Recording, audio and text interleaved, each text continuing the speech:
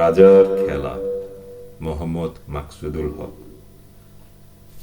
ওহে বৎস, শোনো দিয়া মন, আজকে আমরা রাজার খেলা করিব বর্ণন। আগেই করিলাম সাবধান, অল্প বুঝিলে ধরা খাইবা, তাই প্রশ্ন করিয়া বুঝিয়ালো।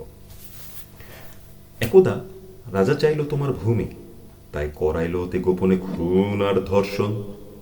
তা তুমি প্রশ্ন করিয়া বসিলা, ভূমির জন্য রাজার কেন করিতে হইবে খুন আর ধর্ষণ? সে তো জোর করে লইবে তাহা, আদেশ করিবেন যখন। উত্তরে পাল্টা প্রশ্ন করিলাম, তাহলে তোমরা কি বসিয়া থাকিবা তা চাহিয়া দেখিয়া, নাকি রাজার সৈন্য সামন্তকে বাধা দিয়া বসিবা, করিবা ভিন্ন মত পোষণ?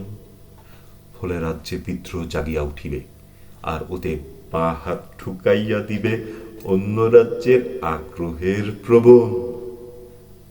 তার ফলশ্রুতিতে রাজাকে হটাইয়া যুদ্ধে ঘটিবে ভিন দেশি রাজার আগমন। এত কিছু চিন্তা করিয়া ষড়যন্ত্র করাই শ্রেয় রাজা ভাবিয়া লইলেন, এবং করাইলেন তোমার ওই ভূমিতে গোপনে খুন আর ধর্ষণ।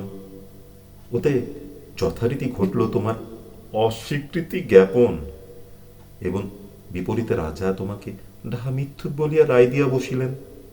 আর ওতেই তোমার ফাঁসিতে রাজা তোমার ভূমিকে রাজ্যের সম্পত্তি বলিয়া কারিয়া লইলেন। বুঝিলা বৎস রাজার খেলা? ভাবিয়া লইতে পারো যে ইহাই দুনিয়ার বাস্তবতার ধরন।